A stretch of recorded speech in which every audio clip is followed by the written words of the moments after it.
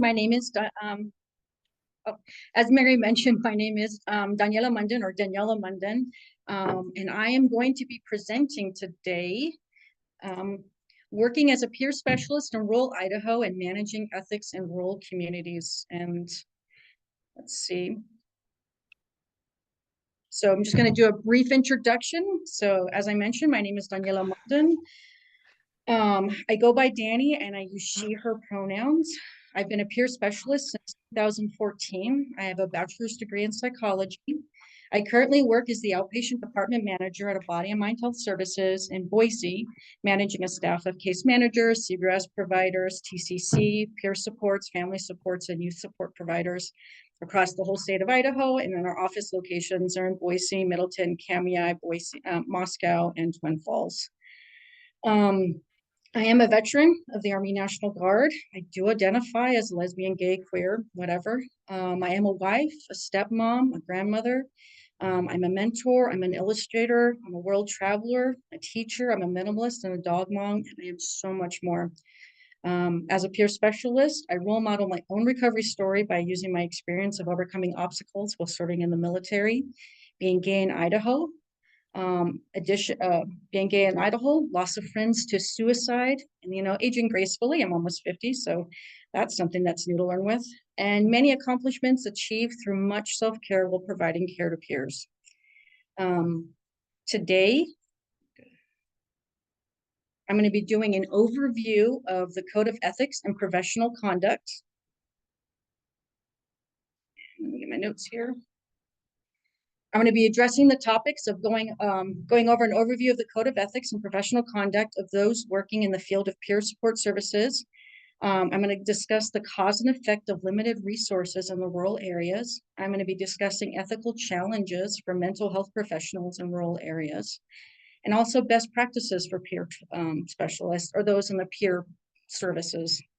There will be 2 breakout groups where we will have a group discussion, and then afterwards we'll meet and then have like a bigger group discussion.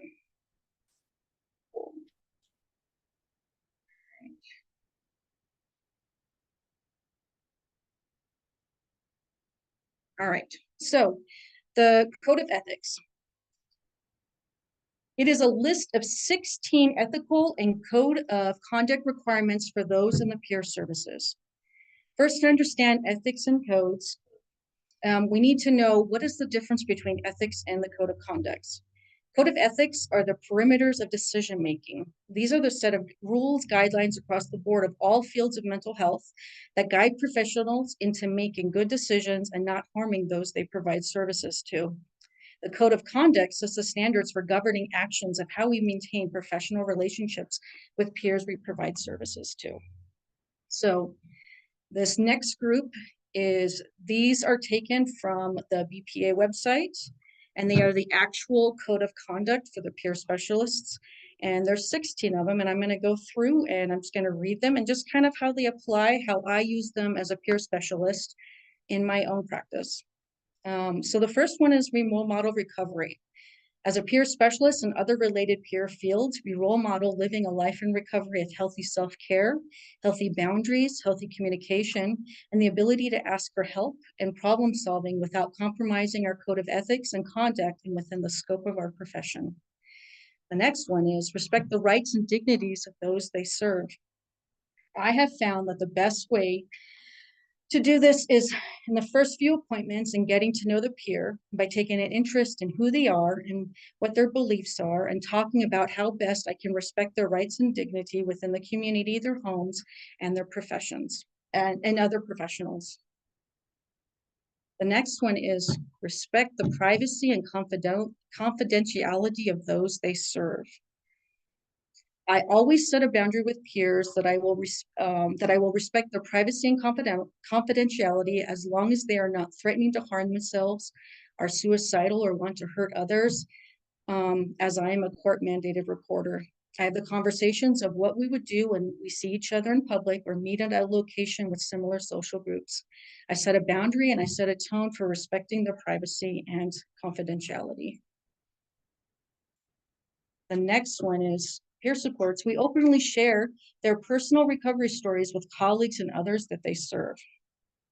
I do share, but I do tend to share the same stories as they're the ones that I feel safe with. I've also found that peers want a connection, and I share just enough so that they know I can relate, never making the appointment about myself, but rather focusing on my own personal recovery to support peers in their own recovery. The next one is the fifth one. Maintain high standards of personal conduct and conduct themselves in a manner that fosters their own recovery. For me, this means practicing what I preach. I role model following code of ethics and conducts and healthy self-care. I found as a peer, I need glasses and this is blurry to me, so I apologize for the stumbling here. I have found as peers move into their own recovery, they sometimes are learning this and have to adjust their own personal ethics and codes. So we're role modeling this. Not only are we working to maintain the code of ethics, we're also working with people who've had blurry lines in their own ethics and conducts, and we are teaching them the best way. So, number 6, never intimidate, threaten, or harass those they serve. Never use undue influence, physical force, or verbal abuse as those they serve, and never make unwarranted promises of benefits to those they serve. So I feel like this is pretty clear. But it does happen as a peer. Don't do this. And if you see this happening seek out advice from a licensed clinician, child protective services, adult protective services, even dial 911 if you guys see this. The next one is do not practice, condone, facilitate, or collaborate with any form of discrimination on the basis of ethnicity, race, gender, sexual orientation, age, religion, national origin, marital status, political belief, or mental or physical disability. So peer providers are providing a recovery service. You don't have to agree with the peer, but you are required to follow these. As someone who is openly gay and queer, this applies to me when working with peers of different political views and belief systems. I have found that when I maintain the focus on the peer and recovery and maintain the code of ethics and conduct, this does not become a hindrance in me working my relationships with the peers. Never engage, and so number 8 is never engage in sexual or intimate activities with colleagues or those they serve. That's a given. I have seen this happening and it never, ever ends well. The provider and the agencies get sued, the provider gets fired, and this can cause more harm to the peers that we work with. If you find that a peer is one wanting this, then this is the time to end the working relationship by setting a boundary. This is not allowed, and I will have to stop working with you. And that is what you would need to tell the peer. Do not accept gifts of significant values from those you serve. So we work with peers who are in recovery. They are learning to grow in their own ethics and a code of conduct. Accepting gifts undermines their recovery. Peers are grateful for support. We can instead role model gratitude and how to practice gratitude without breaking the code of ethics or conduct.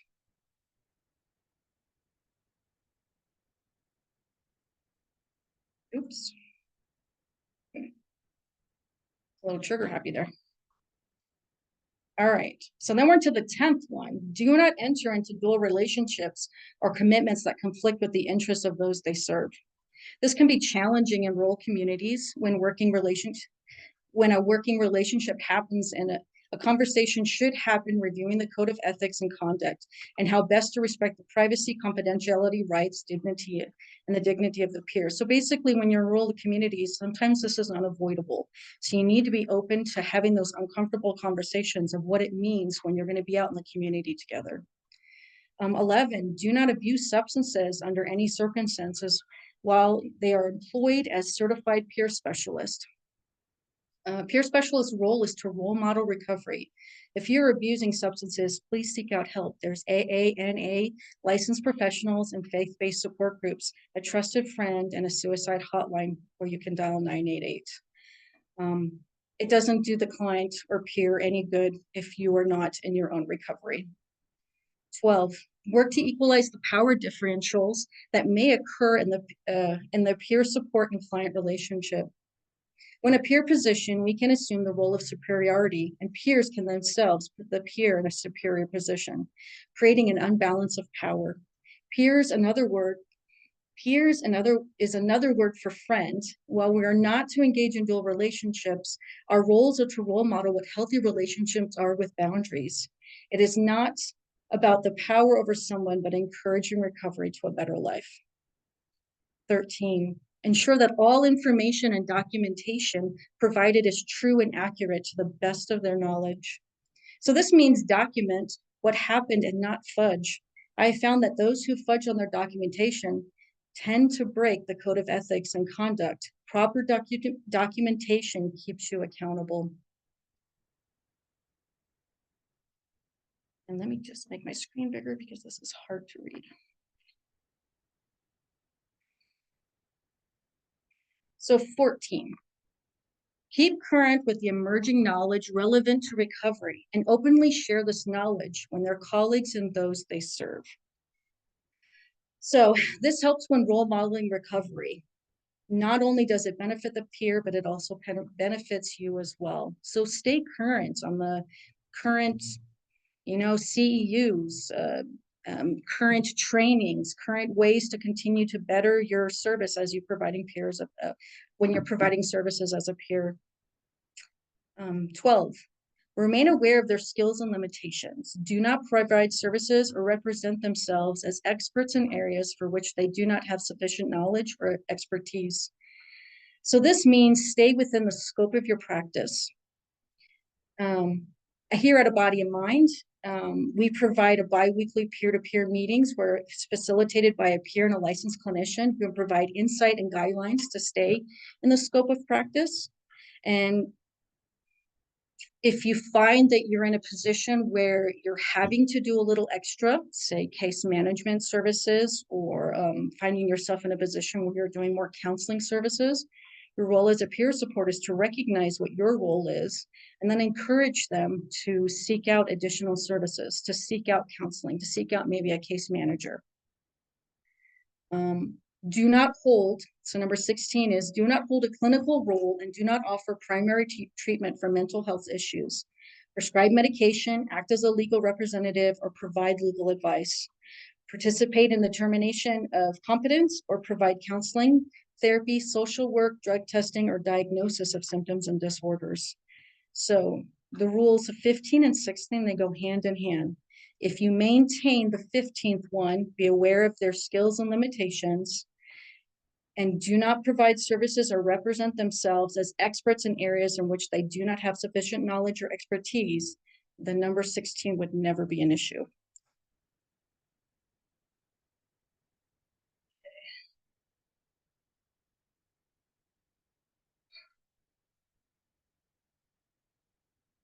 So the cause and effect of limited resources in rural areas. I am a little nervous. Here we go.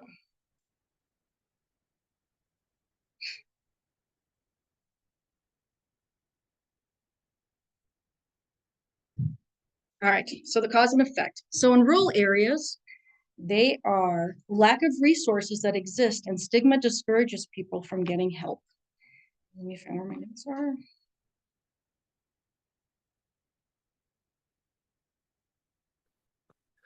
So Danny, there is a question in the chat if you want to take a look, and I can read it for you. Bill asks, so it says not to abuse any substances. Does that mean a peer support specialist can participate in a harm reduction program? He's asking for a friend.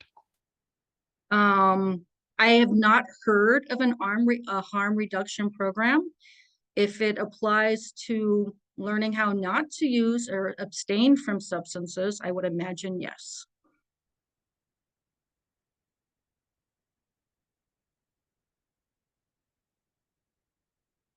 Does anybody else have any questions?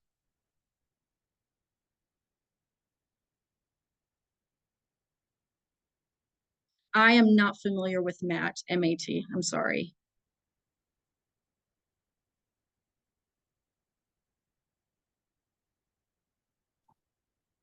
I think it's medicine-assisted treatment. Nice.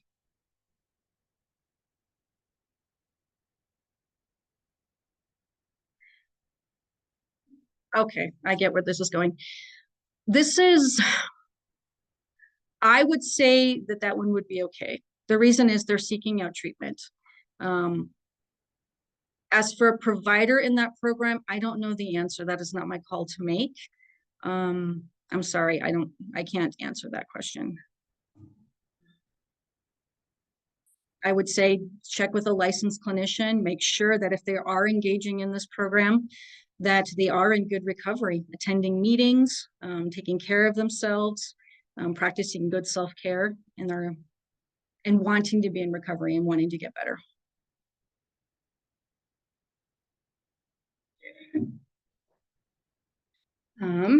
So another one of the cause and effects of limited resources in rural areas is higher rates of suicide, addiction, and substance use. In some rural communities, you as the peer provider are the hope for peers. Arm yourself with the knowledge of what your scope of practice is, what resources are available, and who you and the peer can go to for support. Learn to become comfortable with uncomfortable conversations about addiction and recovery, and review the suicide hotline 988. Remember, for someone in rural communities, it took bravery on their part to seek out help. I found that some peers are afraid to reach out for support because they don't know what to expect. I will make calls with the clients and ask questions of hotlines of how they provide support, showing the peer how comforting the person is on the person on the hotline was. I take them to AA and NA meetings. I show them online support groups that they can attend in the safety of their own home. And as peer provider, I role model gratitude and what it means to be vulnerable and within recovery. 3, rural residents are more likely to live in poverty, report poor health, lack of health insurance, have chronic health conditions, and or be unemployed. So with these living conditions, lack of employment, and health issues, peers can lose a sense of hope. Having the courage to reach out to work with a peer provider is a step in moving to improve their circumstances. I have learned to work with the limitations and stay within my scope of practice, and I will role model recovery and empower peers to find solutions to seemingly impossible. So even though that there are limited resources out there, they still took the chance to reach out to get help from you guys. That's a start. And from there, you can help them find additional resources.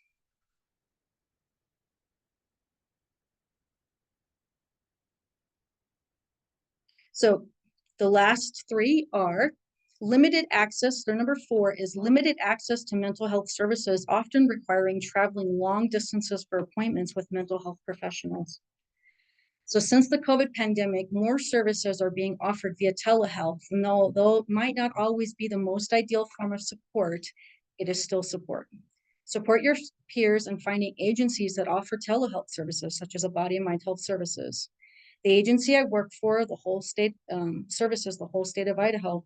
Having no access to mental health professionals can be frustration, but there's always workarounds, such as social support groups, NAAA. And in my experience, when I get a peer involved in a support group then other opportunities for supports always come about. 5, agencies that do not service rural areas have limited staff, high turnover, and long wait lists. So this is true. I always try to remind peers that being put on a wait list still puts you on the path of recovery because eventually they have the services. High turnover rate, unfortunately, that happens. For me personally, when working with peers, the high turnover rate is linked to the balance of power. That's not the balance of power. It's linked to not a balance of good work-life balance. I encourage the peers I work with to take what they learned from one provider and try to become open and willing to learn from the new provider. We should encourage recovery and not rely on a peer provider for their own recovery. So basically, there is a high turnover rate, but it's not about the peer support provider. It's about the client. It's about the peer. It's letting them learn new tools. And when the time comes to have a new provider, encouraging them to learn new things from new people. Number 6, moreover, individuals in rural communities tend to value self-reliance, which can discourage seeking help. This one is also true, yet I'm reminded the peer I'm working with had the courage to ask for help. and I will role model recovery and encourage them to seek out other supports to grow in their own recovery.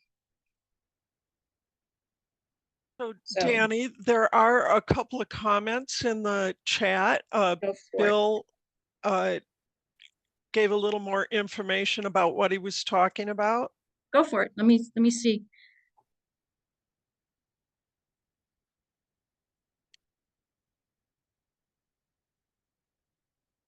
Okay, so it is when a person switches to a lesser substance, like someone who's an IV user switches to drinking, and it's called harm reduction. It's becoming popular. Most of my peers are not SUDS.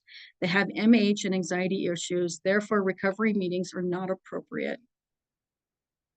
True, but there are other kinds of support group meetings that aren't just based on NA or AA.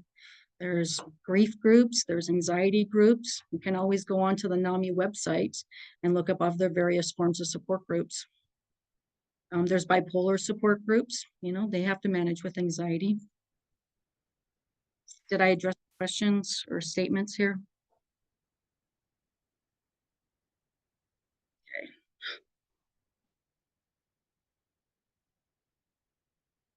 Thank you for you guys' patience. This is my first time doing a presentation, and it's a little nerve-wracking. All right. So the next one we're going to do is ethical challenges for mental health professionals in rural areas.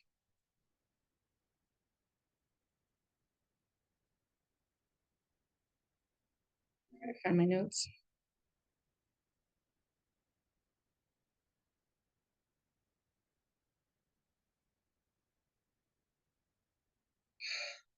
Okay, so overlapping relationships and dual relationships. So out in rural communities, there's not that many people.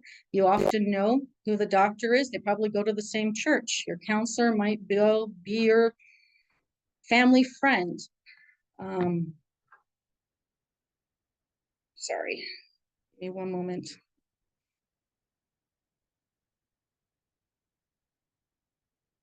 I can't find my notes on this one. I got this.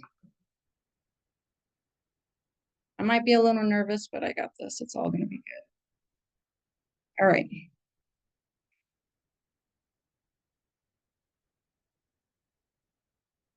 Well, I'm going to go without notes.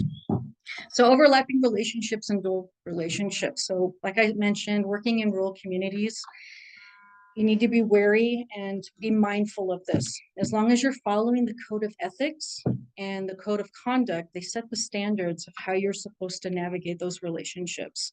Sometimes they're inevitable. They just happen. So be comfortable having those uncomfortable conversations of what does it look like when we meet in church? What does it look like when I meet you out in the community?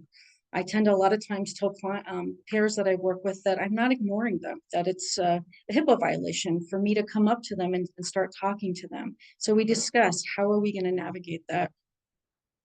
So altered boundaries between mental health providers, caregivers, and families. This goes the same with the dual relationships. Anytime you have a dual relationships, boundaries can be altered. Always have a comfortable conversation with them. Define the boundaries of the working relationship. Difficulty maintaining patient confidentiality is one. This is, I'm not from a rural community, but my mother was, and she always told me that everybody always knew everybody's business. So I would say in there, constantly have conversation with peers. What does it look like for them for confidentiality? What does it look like to respect their needs? There's limited support for mental health professionals to seek ethical advice. That is true. That means for peers, if you're ever put into a position and you're working with someone and you're not sure what to do, there's always the code of ethics and there's always the code of conduct. They are a good source to guide you. And then there's professionals. Many people are either working in an agency already, and that's why you're able to provide the services, or you are volunteering. And either way, if you're volunteering, there should still be a professional there that you can seek advice to. There's your supervisors, there's a licensed clinician, a pastor, anybody that can give sound advice that is in the mental health field.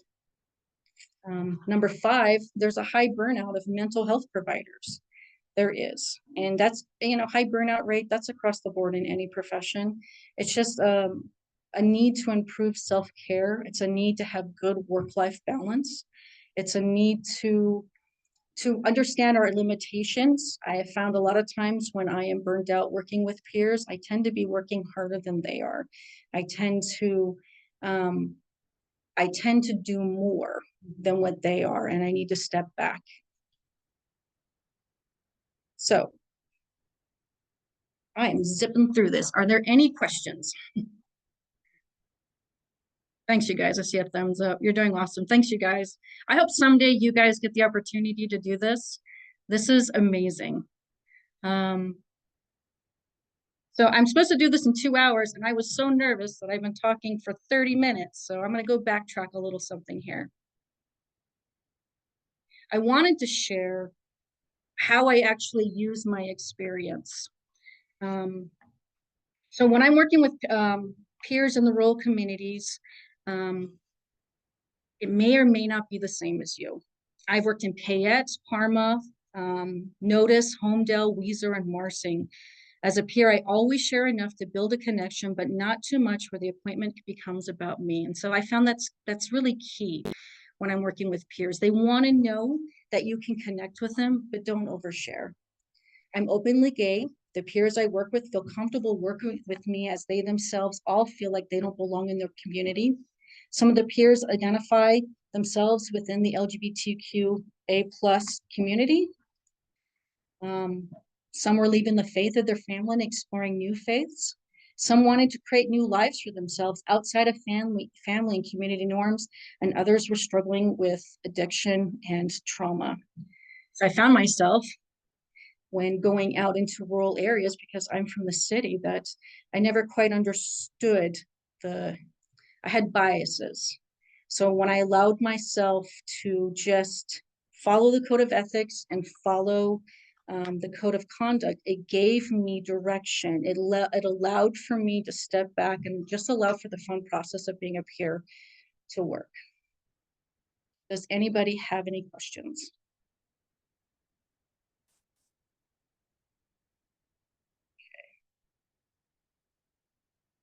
I am going to take this opportunity for us to break out into a group.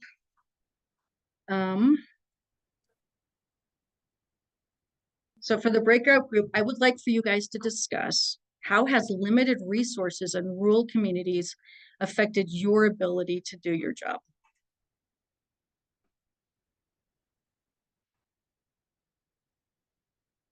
Okay, I've got the rooms ready, and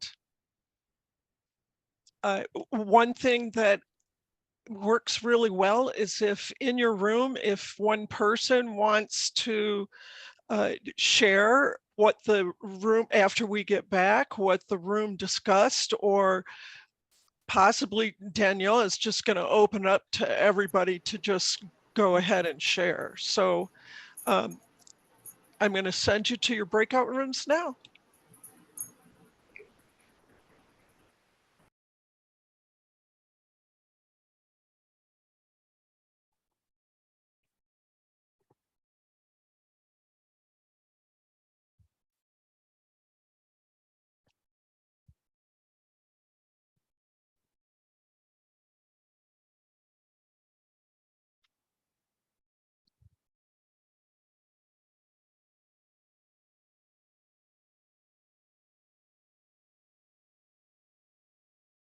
So Danny, you can share your slides. Mm-hmm. Okay, so just by going back and forth?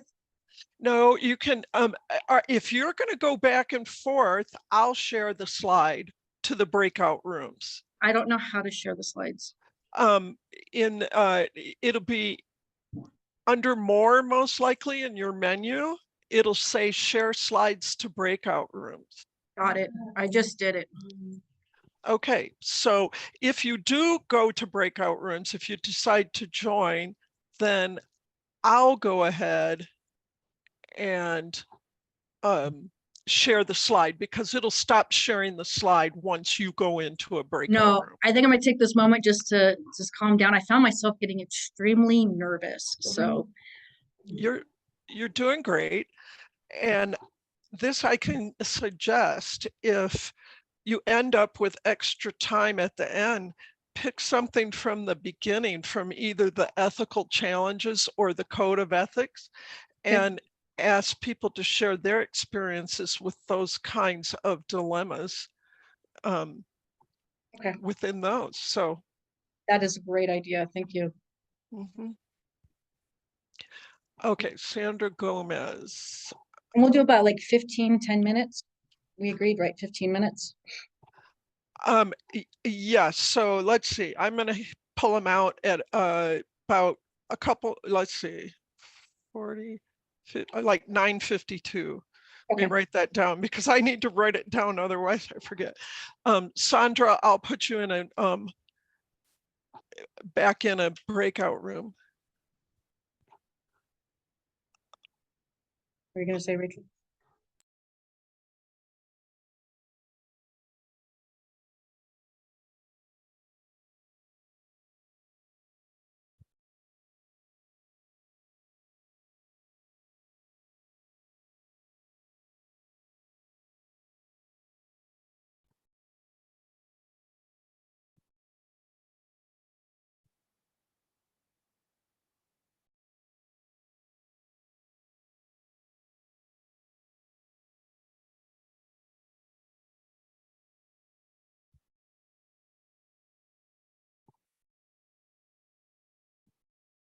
And Sandra, I just assign you to a breakout room, and you have to join it. It'll ask you to join. Anyone else who's not in a breakout room, you just have to tell it you're going to join. Otherwise,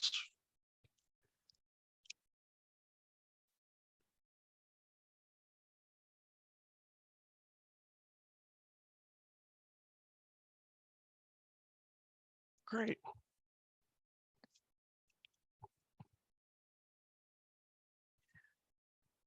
Danny, if you need to take a bio break, just stop your video and go do it if you need to. I think I'm good. I'm calming down. Jumping I jacks. do better on the improv, and I'm trying to follow notes, and everything's blurry. And when I wrote this, I thought that I wrote it big enough, and I'm just gonna go with it. This is my first time doing this, so it's okay. It's all good. When you did it off the cuff, it was wonderful. Well, I'm gonna stick to off the cuff. And just trust that. Okay. Yeah. This is still cool. Like, it's great. And they're all discussing, which is good. Good. Because you can see, if you look at the breakout rooms, you can see that people are talking. Oh, good.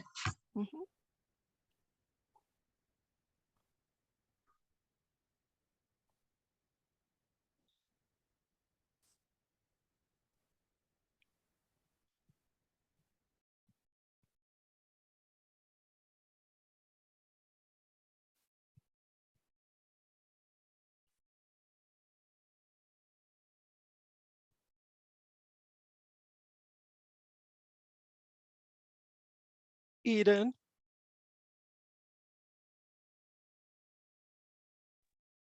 Yes.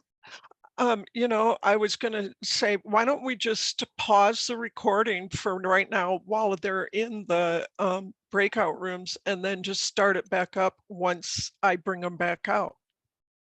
Okay, I was going to ask about that, but I didn't know I didn't know how it would.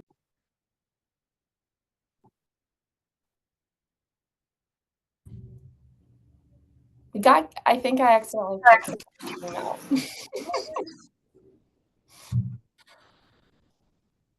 Oh no. Hello. Hi, Jesse.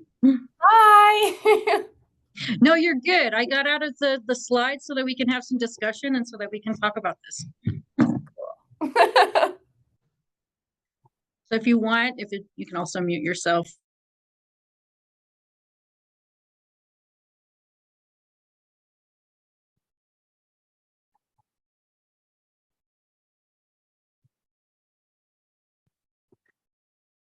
You're muted, Daniela.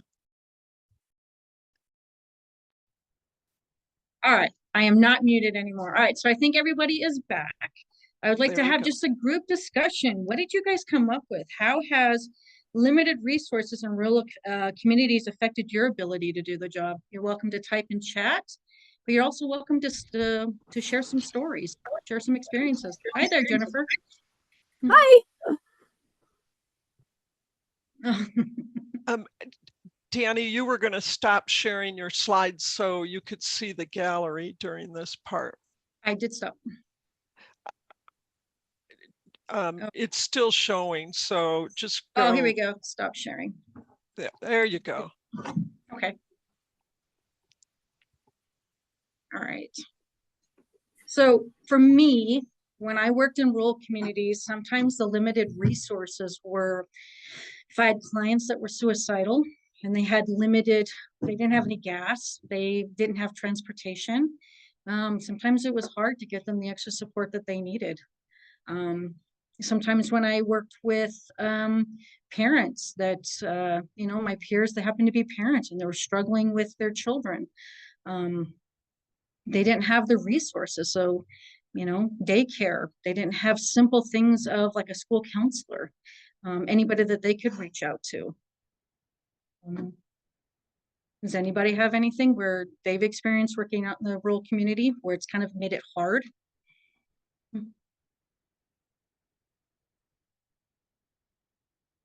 No. We came up with like limited resources, limited in-person support groups, limited places to go. Some of our solutions were going to the libraries, scavenger hunts, and bring activities with you. Very cool. Did you guys find that the libraries were resourceful? Were they open to you using them as a resource?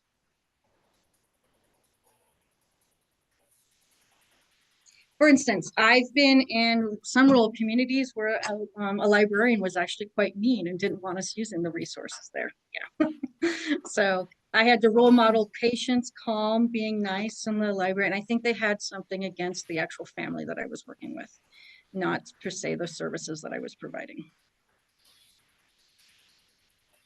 So this is Cecil Gailey. So another example I have is so I've been working as a peer since 2010, but when I first started working as a peer, I was still doing 12-step meetings, and sometimes just trying to find a 12-step meeting where I'm in a meeting where I'm not in the meeting with someone I'm working with as a peer, because I originally started working with people in mental health court. So that could be a challenge. And I know it's got to be a challenge because I'm from Twin Falls and we have a lot more meetings than a lot of areas. That's got to be a real challenge for people in rural areas. So.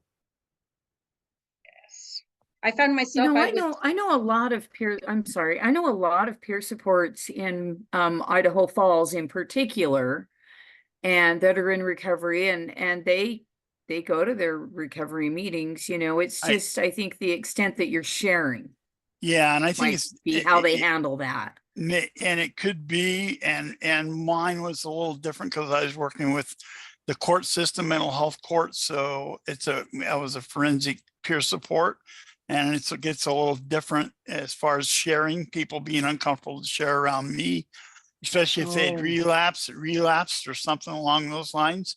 So, and I didn't want to make people uncomfortable, and I wanted to be comfortable in a 12-step meeting. So.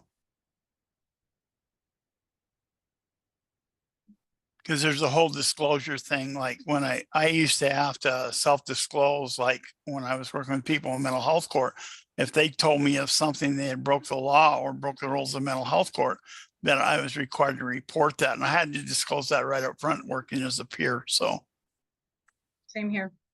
I court mandated reporter that what they share with me is private and I would keep it confidential. But if I wasn't working, I've never worked with SUDS or anybody in probation or anything. But for me, if they were going to cause themselves harm, hurt somebody else, were suicidal, then I'm required to share. And then if I went to a meeting, If I took a client to an AA meeting or an NA meeting, I shared the same stuff that I knew that I felt safe and comfortable with. And this was part of my recovery story when I was working with peers as well. Thank you for sharing, Cecil. You're welcome.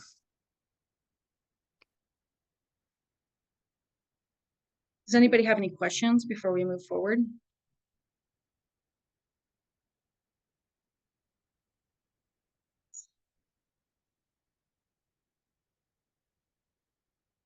There we go. So it says here, so from Jesse, I've had clients where in a small town, they want to go to the support group, but the ones available have has people in that group they do know that they know, but most often people they can't or don't trust. So they miss out on groups and supports resources because of this. Yeah, that is unfortunate. But a lot of times nowadays, there's also things that are online, support groups that are online. I found that when I went to AA and NA meetings, there was always a pamphlet with other meetings that somebody can attend. You can always reach out to people offer to, like if you say that you're a newcomer, they'll sign up their name and their phone number and you can reach out to somebody. So I would seek out somebody that you can trust. Along those same lines, there's some online supports for peer support. So at the same time, so. Very cool. All right. So I'm going to go ahead and start sharing again. Doesn't seem like we have anything else. Thank you again, Cecil.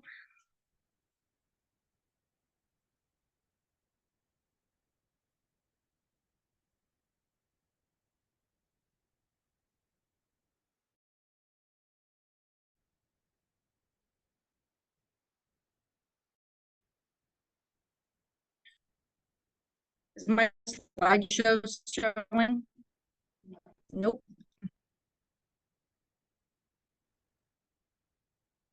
I'm working on it. Here we go. Can you guys help me? It's showing? Okay, perfect. All right. So the best practices for peer specialists. So I have 5 suggestions, 5 areas that I've always been taught on how best to provide services working in the peer field. So we should always should draw on our own experiences and stay within our own scope of practice. So I never try to share on things that I'm not familiar with. I don't try to pretend to be somebody that I'm not. I try to stay honest when I'm working with clients or providers, sorry. 2, we maintain professional code of ethics when working with peers. I think it's key. I think out of this whole thing that I've been discussing, if you can just remember that peer supports have a code of ethics and conducts that we are required to follow. And that regardless of where you are in a rural community or any other kind of community, if you can kind of stick to those standards, even when it's hard in the rural communities, it makes it easy to practice best practices. Have conversations of what healthy boundaries look like. So for me, I found that a lot of times peers that I work with, this is shady areas for them. A lot of them come from broken homes. A lot of them have trauma. A lot of them don't have the support that they need. And they themselves struggle boundaries are and how to have communications and how to themselves maintain healthy boundaries. So having conversations and then working with them and role modeling what a healthy boundary looks like. So it's always key to go back to the code of ethics and conducts. If something is out of place or something that just it's just, where am I going with this? It's good just to fall back on it. It's a good guiding point for when you're having conversation with peers. 4, continue to keep up with ethics and continuing education. We all have to do yearly CEUs and ethics is one of them. I think I like the fact that I have to do them every year. It keeps me accountable to the services that I provide and also keeps me accountable to myself. Stay in contact with licensed mental health professionals who can provide guidance and support for all things ethics and code of conducts. So This is where if you're working in an agency, they should have a licensed clinician, or they should have somebody there, another peer that has experience that you can go to get advice on best practices. If you feel like you're being Set me up, challenged. bro. Leaving that behind. Leaving that behind me. Hello?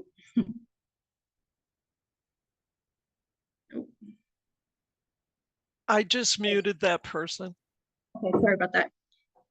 I always make a point to reach out to somebody. Yes, I've been doing this for about 14 years. I've been a peer specialist since 2014, but I've been in this field for about 14 years. I don't know all the answers. And so when I find that I am stressed, or I am getting burnt out, or if I feel like I'm struggling to make good, sound decisions, I will reach out to a licensed clinician or somebody who has more experience than me, just to get their point of view. And they always refer me back to ethics. They always refer me back to the code of conduct. And how do we apply that when we're working with people? All right. So we do have another breakout group, but unfortunately, because I've been nervous, I've been talking too fast. So what I'm going to do is I'm actually going to go back to the front, and I'm just going to touch base on some other things, and then we'll do other topics, and then we'll touch base and do this breakout group. Does anybody have any questions before I do that? I know this sounds silly, but what does BS after your name stand for? Bachelor's degree, Bachelor of Oh, Science.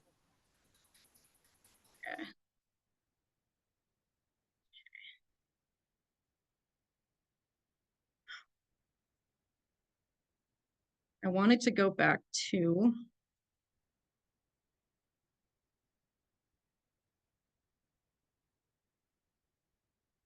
so openly share their personal recovery stories. So this would be in the Code of Ethics and Code of Conduct, and openly share their personal recovery stories with colleagues and those they serve. We can overshare, and I have found that this is actually, it's a balance. We're never wanting to cause more trauma on the people that we provide services with. So when you're sharing, it's just enough so that, in my personal opinion, it's just enough so that they can connect with you. It's just enough so that they know that you understand what it's like.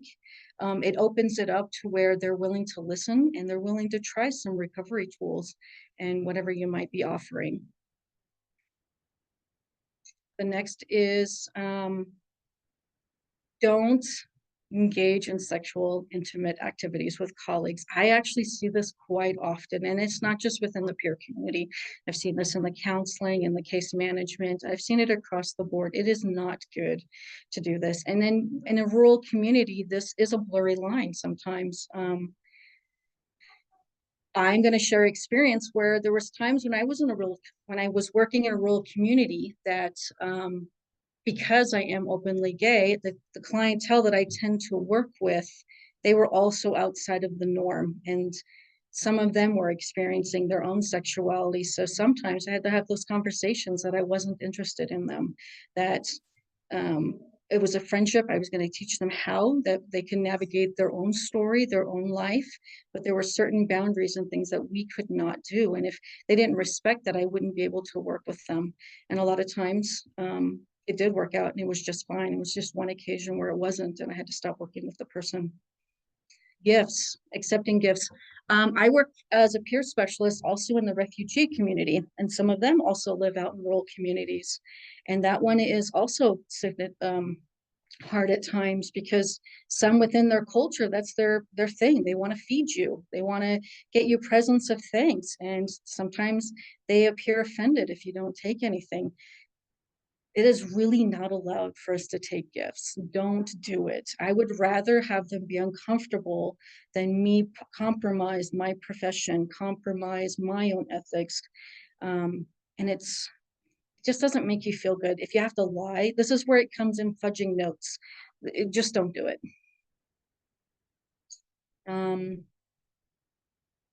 The next one is abusing substances. So we've already talked on this one. If you find, when I was in rural communities, it seems like the drugs were more abundant. And the clients that I worked with, a lot of them had substance abuse. I found myself a lot of times in sticky situations where the stuff was there. If I was working with a peer and they happen to be high or under the influence of alcohol, I have to end the session. I am not allowed to work with them because they're in a compromised position. If I'm in a place where there's actively selling drugs, like I've worked with clients where I'm driving and they're like, hey, I need to stop by the store, but they were actually going to go get some drugs. You really have to get comfortable having those uncomfortable conversations, saying they're not allowed to do this, and you have to be willing to walk away. There might be times where you have to end the session right there and then, for your own safety and for the safety of the peer. And then documentation. So my role as a manager, we deal with documentation all the time. And it doesn't matter if you're in a rural community, if you're working anywhere, these notes get seen. There are times when our peers have to go to court. There are times when they're dealing with going through a divorce or they get arrested. Your notes will get written, and I mean, will get subpoenaed, and people will see them. And so make sure that they are accurate. Make sure that you're not fudging on something, because there could come a time where you can get caught, and you want to stay reliable, and you want to stay accountable for your own actions. Always stay relevant on emerging knowledge relevant to recovery. There's always more information coming. And so when you do your yearly CEUs for this, for any kind of the peer support services, change them up. When I was first a peer support, I would find myself doing the same ones over and over. Why? Because I didn't want to do the CEUs and they were just easy and I could easily pass the test. But it didn't help me any. So challenge yourself, pick something that you're not familiar with. Take some extra courses. Don't just do the 10 that are required, do some extra ones. It only benefits you more. And then do not hold, the last 16 is do not hold a clinical role or do not offer primary treatment for mental health. I have worked and seen many peer specialists to do this. Encouraging clients not to take their medications, to take certain medications. If a peer is not feeling well, letting them know, like diagnosing them with what's wrong with them. That's not our role. Our role, no matter where you are, especially in a rural community, is to, if you find that they don't have the resources, it doesn't mean that you make them up. It means that you make phone calls and you get connected to people. And so that being said, have any of you guys experienced being challenged in any of these ethical areas where you've, you've been, I'm stumbling here, where you've been challenged and you've had to really set boundaries? I've been challenged in, and I'm new to peer support. I just started this year, so I'm still learning, and sometimes I learn the hard way. I have a peer who has used a substance while I was there, and I'm like, will I stay with her through the process, right? And I'm supposed to. So I did, and I was told if she is under the substance, you end the session and you leave. Because of my past training, because I used to work in the ICU and the CCU and medical stuff, I went back to my personal knowledge because I'm like, well, I'm going back on my own personal experiences. And I started, I'm like, okay, she's going to be okay.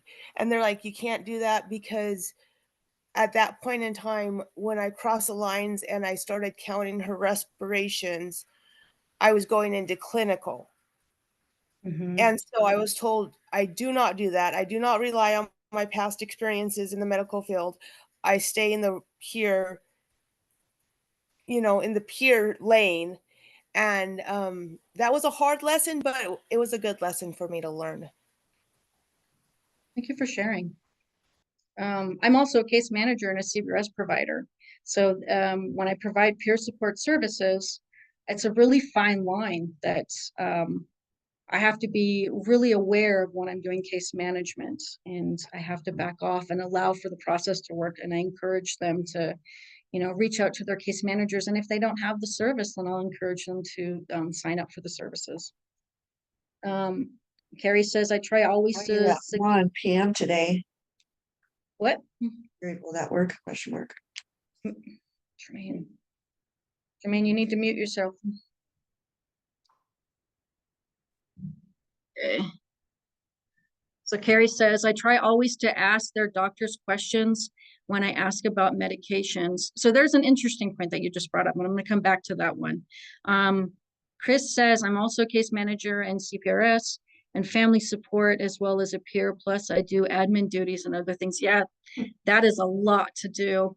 So for us, when I'm working with peers or when I'm training peers, a lot of times we're not allowed to go into doctor's appointments. So when we're working in a rural community, I imagine that might get to be tricky. So it's considered double billing and we don't go into the appointments with them. So I'm glad that you asked questions about the medications, but I would also encourage maybe getting them a piece of paper. Perfect. Sorry, I meant to say I always try to get them to ask. Instead of asking me, I try to get them to ask their doctors. Like I just say, I don't know, if that's an issue, let's write down the questions, ask your doctor. Not that I ask the doctor, that I try to get them to ask. Sorry, I No, you're mistyped good. that. Thank you. Yeah. All right. Does anybody else, anything else they'd like to share? Have you experienced being uncomfortable? Go ahead. Hello, this is Bill. I had someone in mental health court who they were on an injectable, and I guess it was working. I'm not a professional, so I can't say. But her her pastor told her she had to get off of that injectable because it was against their religion. She wanted my opinion either, and I had to tell her I can't go I can't go into religion with you, or I can't take the place of the prescriber. So that's between you and the prescriber and your pastor. I can't get in the middle of that because because I can't. I don't have the answers for that. And how did it make you feel to have that conversation? Because that was the right conversation to have. Okay. It was difficult because she would come when they come to you and they expect you to have an answer or whatever, and you can't even get into the conversation about it, let alone have an answer. You can't even acknowledge, you know what I mean? You can't even be in the conversation with them. So you can't have an opinion about some stuff, and they sometimes don't understand that. And you know what I mean. I personally think I would switch churches because any church that's not going to support your recovery is not worth going to, in my opinion. Yeah, but I think Bill did the right thing. He's drawn a personal boundary that he doesn't get involved with in their religion stuff, and then as far as getting involved with what the prescriber's doing is really beyond our purview. So Yeah, he did right, but the client themselves, if their church isn't willing to support their recovery, then what good is the church? You know what I'm saying? Because I notice that over here in this small community, there's a lot of churches that frown on some of the treatment that these people have to go through.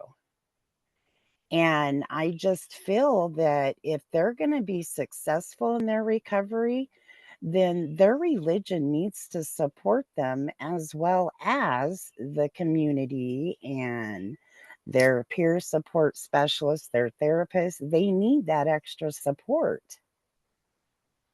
So Shauna, I hear what you're saying. And so I have three things. So first off, the peers that we work with, they put us in a balance of power. They expect us to have the answers. Sometimes the biggest step they took was asking for help, and that was in working with us. And maybe they don't know what the next step is, and so that puts you in a balance, an unbalanced power. So when you're working with peers, you're supposed to bring it down so that you're more of an equal. When it comes to faith and moving forward in someone's recovery, we're not supposed to have a bias towards the churches. We're not supposed to have a bias towards their community. We're supposed to encourage people to find their own way. If I was working with this person, I would, we would do the pros and cons of, is this the church that's for her? Is there another one that she can go to? What makes it that she wants to stay? And is this a community that she wants to be a part of? I would have her ask questions. And then from there, she gets to make the informed decision. So if this is a church that she wants to be a part of, everyone has a community. There's all codes of conduct and rules within all communities, and churches have their own. It might make me uncomfortable. It's not my job to judge. I still work with her. I've worked with clients who are Jehovah's Witnesses. I've worked with clients who are LDS. It's about them and not about how I feel about a particular thing. And then if they do want to get out, remember, they first sought you. So there's this whole thing called the stages of change. Sometimes the first thing is learning how to reach out for help. So if she is going to leave that church, it might not be for a few years, but we have to allow for her to have that process, for her to come up with how she would like to do that. This is Bill again. Yeah. The problem with that is she couldn't leave. She was in a program within a program. She was in mental health court, but she was ordered to go to that religion. She was staying at the place that was religious based. She didn't have a choice. She just couldn't leave. Or that would violate her mental health court whatever. She'd have to get permission from everybody to leave. And Twin Falls has no housing, so she'd probably have to stay in jail until we found her housing. So that was a problem too. Thank you, Bill. I have go ahead. Question. Sorry. Are we allowed to attend church activities with them? That is a great question. And especially if you're in a rural community, how would I answer this? I am not living in that rural community. So let's say I'm an outside provider and I'm not living in that community. I've attended churches, I've gone to AA meetings and NA meetings where there are other activities. I would have a boundary conversation. I would have a safety conversation with the person that I'm working with. We would discuss when we're going to leave. What does it look like when they become uncomfortable? What are some of the cues they're going to tell me that it's time to leave, or if they want to stay? I think it's okay within reason. If it's not your church, if it falls within the codes of ethics and conduct, I mean, this is like if it was my personal church that I was going to, I probably would not. But if I'm working with them and this is not my community and I don't live in it, it is not my church, I would attend. Because it's not about me, it's about them. And this is part of their recovery story. They're building their support network, and this is what they would like to do. And I would support it. I know I personally was in a situation too. She's no longer my client, but one of my clients, it happened that we went to the same during one of our scheduled appointments. Her and I had talked about it, and we both agreed that when we meet at church, we don't discuss anything that has to do with her mental health or any type of recovery at all while we're at church. And that seemed to have worked for us.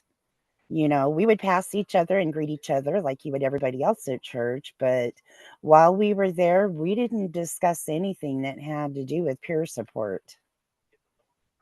That's awesome. I don't know how to say your first name. I'm going to go ahead and read this out though. And thank you, Shauna. I had a peer who liked to hug, and I had to set that boundary with him that he cannot touch me. Then he started feeling compelled to walk up and touch strangers and pray for them. I talked to him about personal boundaries and how he could be charged for just walking up and touching somebody. So that one was always, I don't come from a hugging family. And so for me, the hug thing, I have to set firm boundaries right away. Like I have to show that this is my body. I get to control who touches me. We have to remember that we work with some clients who do have trauma, and these are some of the tools that they don't have. So we have to role model it. As for walking up to strangers and to pray for them, I agree. Unless it's part of their peer support goal. So the Jehovah Witness that I happened to work with was 80 years old, and she missed going out. And so we created some goals where she got to share her faith. And so that was a fun experience for me. She didn't stand there with the pamphlets, but if we went to Walmart, she would start sharing. So, but it was part of her goal, and she felt good. And we had a wonderful, wonderful working relationship together. Hi, this is Nature. You're commenting on mine. Yes. He would walk up and he wouldn't ask, he wouldn't introduce himself. He would just walk up behind him and put his hands on him and touch him and just pray for him. And I watched him do it during several visits because we would meet out at McDonald's, and I'm just like, you know, I think this is something that we need to discuss, because you and I had this discussion for us. But now we need to delve into the realm that it's not okay just to walk up to a stranger and put your hands on them because you feel compelled to. Because a lot of people, you don't know what they've experienced, and you don't know what their personal bubble space is like. So you could get hurt, or it could be mistaken for a sexual advance, and you know, you could get charged by the police. And I had to spell it out to him. I think we talked about it for a full hour because he didn't understand that you can't just walk up and touch somebody. And it was, I think he still does it. He's graduated services, but I've seen him out in the community and I've seen him do it. And I'm just like, I have to shake my head because I can't walk up to him and remind him. So my question for you then, thank you for sharing, is like, how long have you been a peer? And when you first became a peer, was this an easy conversation for you to have, or do you find that it's easier now? I've been a peer for almost a year, and I didn't have a problem with that conversation because I'm very firm in my boundaries, and I do have a past history with law enforcement and security and everything, and I was very blunt with him because it wasn't necessarily a goal he was working on, but I was trying to prevent him from ending up in jail. So for me, a boundary conversation is really easy. Thank you. Sandra here shared, if a peer asks us to pray with them and we're okay with prayer, can we do that? And Sam responded, yes, as long as it's within your personal boundaries and theirs. And I think the key word is yes, the personal boundaries. It's having those conversations. Recovery looks different for many, many different people. I've worked with clients or peers that were Jehovah Witness, LDS, Baptist, and then Wicca. I had to navigate. This was part of something that they felt that they needed to spiritually grow. And I felt it was my responsibility to support them and help them grow. And so if it meant to pray with them, if I agreed, like it couldn't go against my own personal boundaries. It couldn't, never compromise who you are when you're working with somebody. Does anybody else have any thoughts on this? It seems like religion tends to come up a lot when we're working with clients, especially if you're working out in rural communities where faith is huge.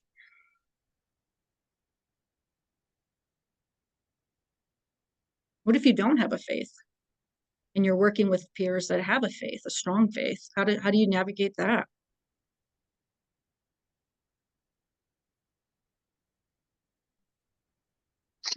I just never have an opinion about religion at all on either way, whether it's mine or theirs, either way. I mean, everybody each to their own. That's always what I think. But I mean, they do talk to me about it, but I just never share. I mean, I just let them know, you know, that's not something I am able to talk about.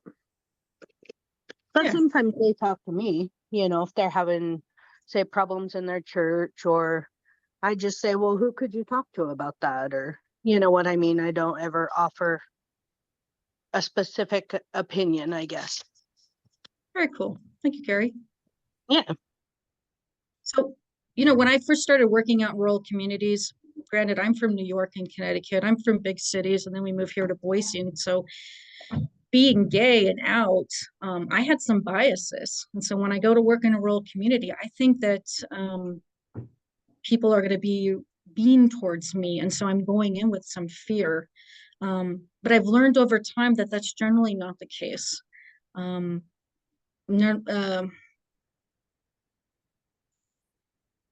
Where am I going with this? I have no idea where I'm going with this. My mind just went blank. Generally, if I never made the appointment about me, if I showed genuine interest in the peers that I'm working with, if I showed that I believed in their recovery and I was there to support them in however the recovery that they wanted to go in, then I ended up not having any problems when working in rural communities. Actually were some of the most fun communities that I like working in. I always tend to volunteer to work in those communities. Did anybody else have experience where your biases were changed when you were willing to look at their point of view?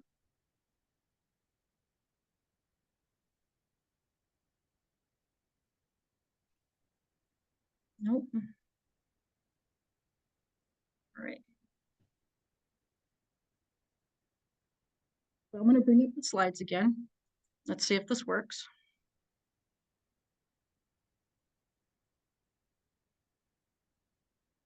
Can you guys see the slides? Mary, can you see the slides? Okay. Yes. Thank you.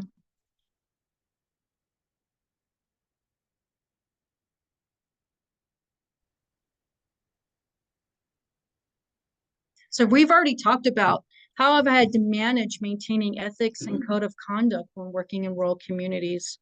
Let's go ahead and do another breakout group. Let's go ahead and continue with this conversation, but let's go ahead and add in there not only like managing ethics and codes, but working with somebody that doesn't have the same beliefs as you. So working with somebody that has a different faith, how do you manage your ethics and codes when it's a different faith? Or if somebody has a different sexual orientation. Rural communities, they have all different kinds of people. We'll do it for a breakout group for about 15 minutes, and then we'll have a discussion after that.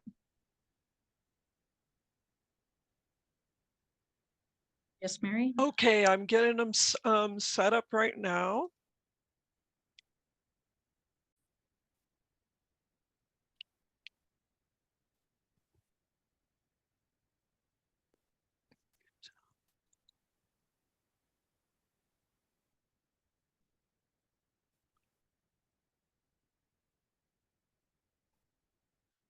They're trying to get their last few words in.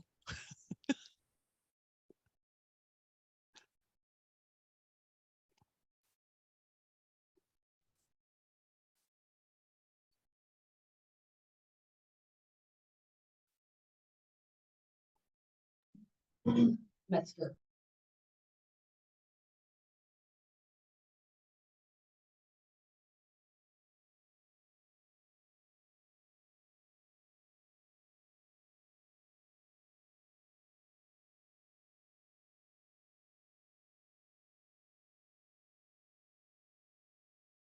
Okay, Danny, I just want to say thank you. You're doing awesome. Don't be so nervous. Well, thank you so much. I was actually talking to Mary. My eyes are going bad. I lost my way on this and I got nervous. And then so I just put it away and I realized I just like open discussion. I know this information. And so for my very first time, I'm really proud of myself. Yeah, I think you're doing awesome. I've been to a lot of different trainings, and I just want to say, I think that just like you said, don't stick to the same ones just because you know them, I think that's super important. It helps us grow as peer support too. So, yeah, I think that's great. Thank you for sharing, Carrie. Yeah, of course. So do we have everybody has everybody returned? I think we have. Hi, Jennifer. Everybody's back from the rooms. All right. Does anybody care to share what some of your discussions were? Some insights? Did you learn anything new from listening to other people's stories? I think we had a really good discussion in our group just about different things that each one of us encounters. And, just what we had brought up earlier before we broke out into our groups. We did talk some more about that, about the religion thing, and, just like what we encounter every day. So. Very good. Does anybody care to share anything that you guys discussed?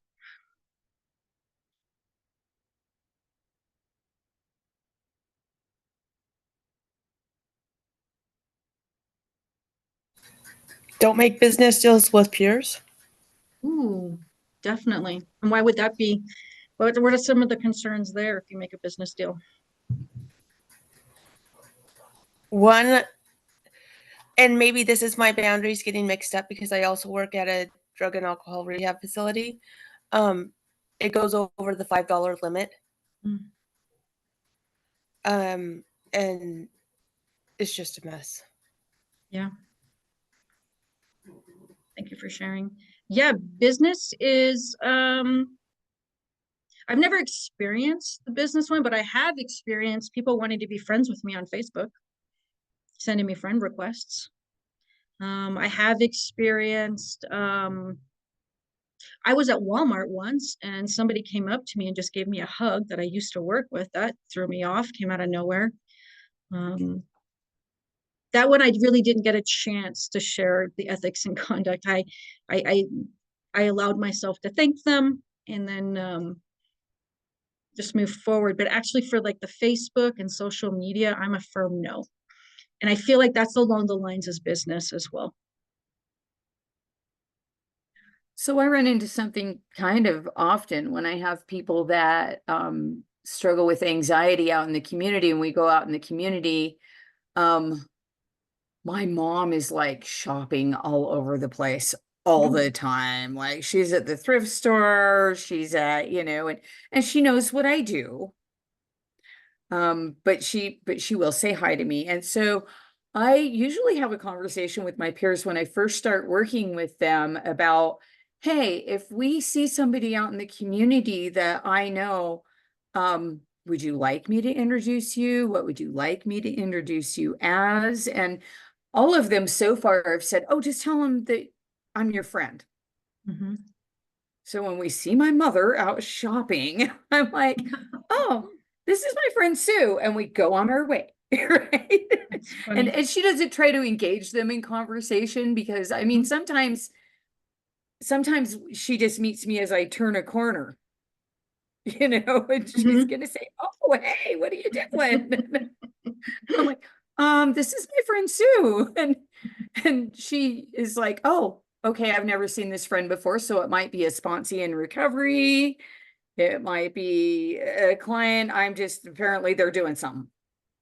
And she'll, and she doesn't know whether it's a peer or not either, because I run around with my sponsees also that don't necessarily always want to meet my family.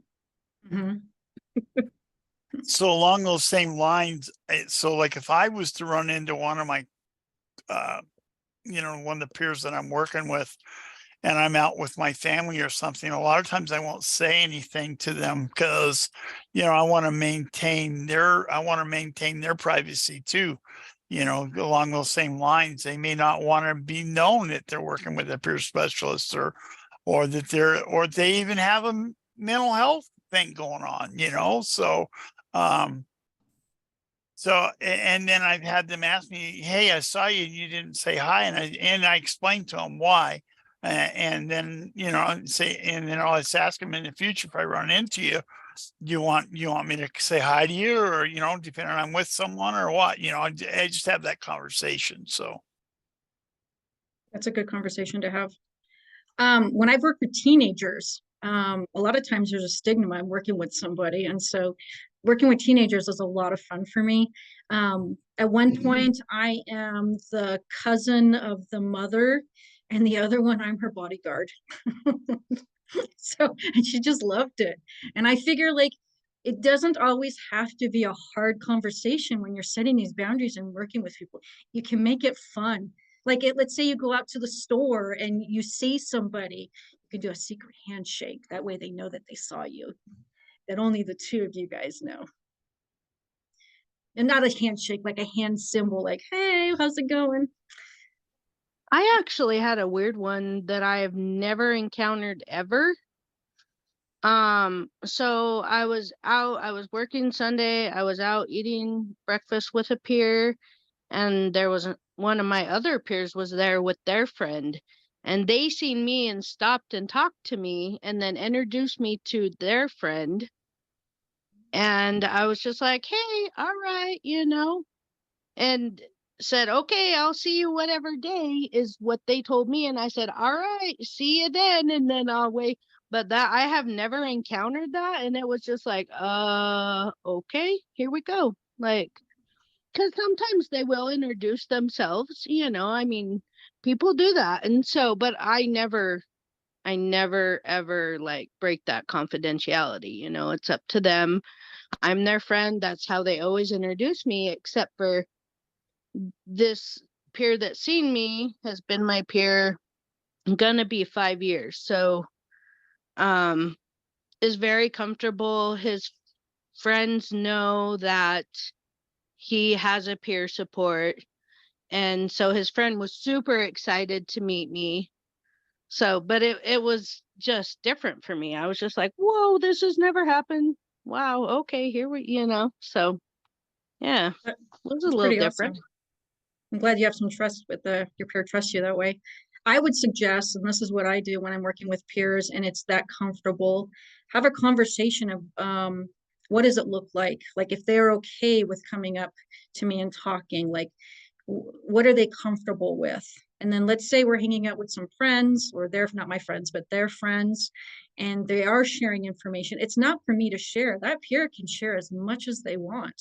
So if they've introduced me and their friend knows that I'm a peer support, I will ask them in front, are you comfortable with me sharing this information?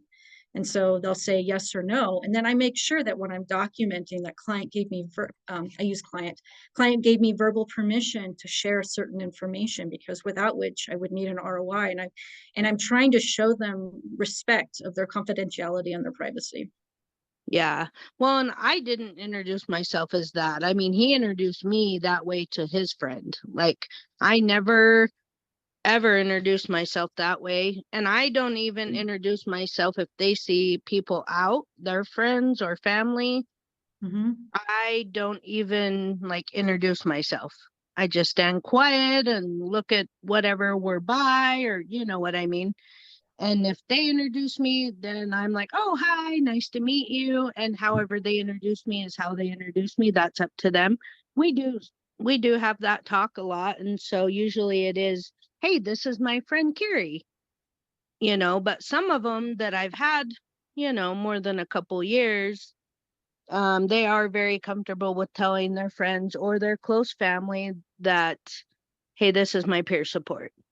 So, but I never, I leave that all up to them. That is their area, I'm just chilling. Just You're doing doing the the right thing. support thing. Yep. Doing the right thing. Thank you. So we have about a minute or so before I wrap it up, and then Mary takes over. Does anybody else have anything to offer? I have a question, and it's probably because I am a new peer.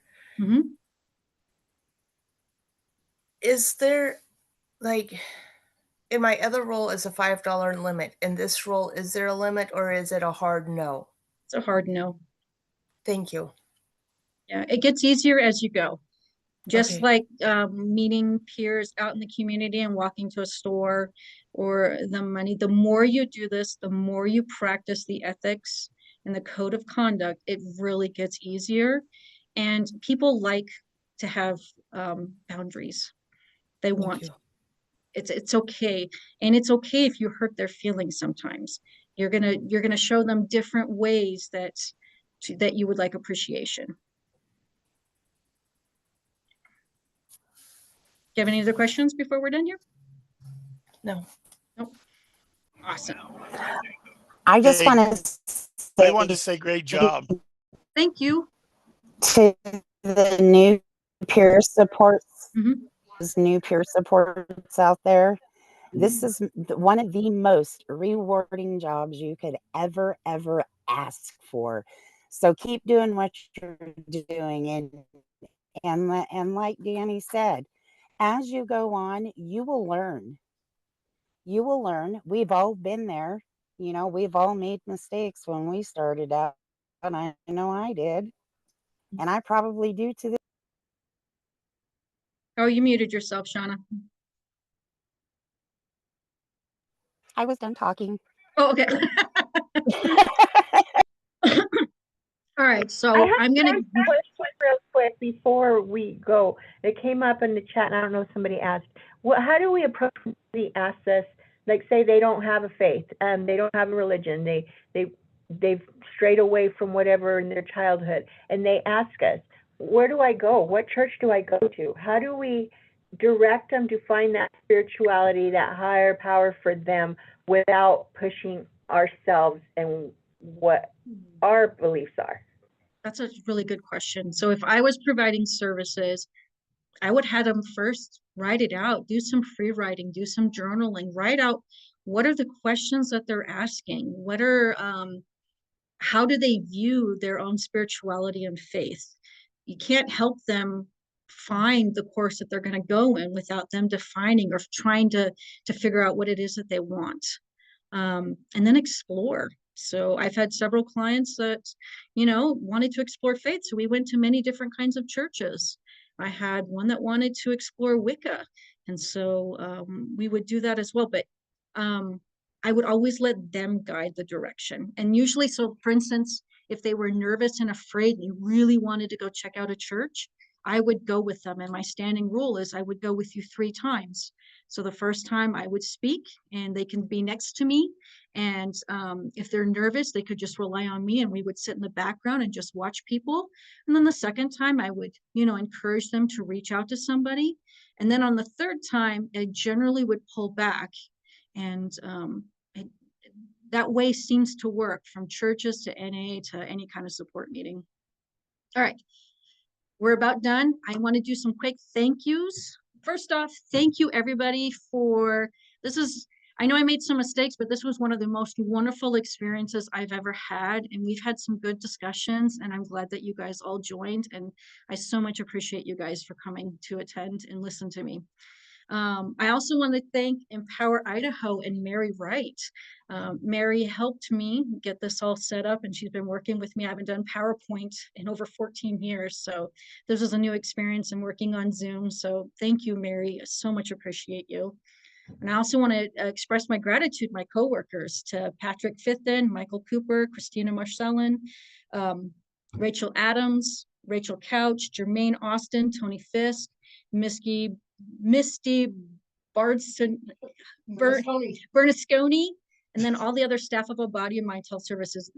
I have quite a few staff that are actually participating and they're online with you guys, and you probably had some groups with them. Some amazing people. And lastly, I want to thank my wife, Deborah Munden. She's the one that's encouraged me and helped me make my slides all pretty. So thank you guys again. I hope someday you guys have this opportunity and you take it as well. Thank you, Danny. What a great presentation. And you surely solicited a lot of interaction. Kudos to you and everybody that was a part of it. I want to remind you to check your confirmation or reminder email for full CEU requirements. I'm going to send out through Empower Idaho's email the evaluation link in an email with the links that were in this presentation. And you'll have 48 hours. As I said earlier, actually you'll have 2 business days because this falls on a Thursday. So on Monday at around, let's see, noon, the survey will close. So once again, you have the option to redo. While you're in the survey, you can redo it as many times as you want, as long as it's still open. If you have any questions, you can direct those to the Empower Idaho email that was in the chat. And I'm thinking Eden will probably put it back up there. There's 14 new messages in there. Danny, Wow. you need to look at all of those thank yous. There's some really nice ones, and hopefully we'll get a copy of the chat where I can send those to you also. The slides and the recording will be available on the website in a few days. And Eden, if you could put up the peer support conference link from our website, that would be great. And I just want to thank you all for attending. It was a great session. Thanks, you guys. We've got new talent here.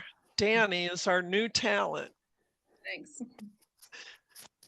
Thank you, Mary, for doing this for us, and Empower Idaho. Thank you for the education.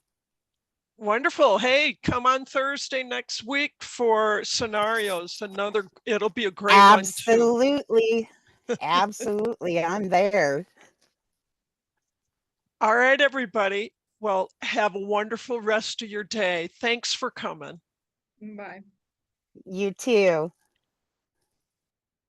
All right. Do I just go ahead and get off, Mary? You can, or we can talk when everybody, I just wanted to tell you, thank you. It was really wonderful. And I'll be in touch with you and talk to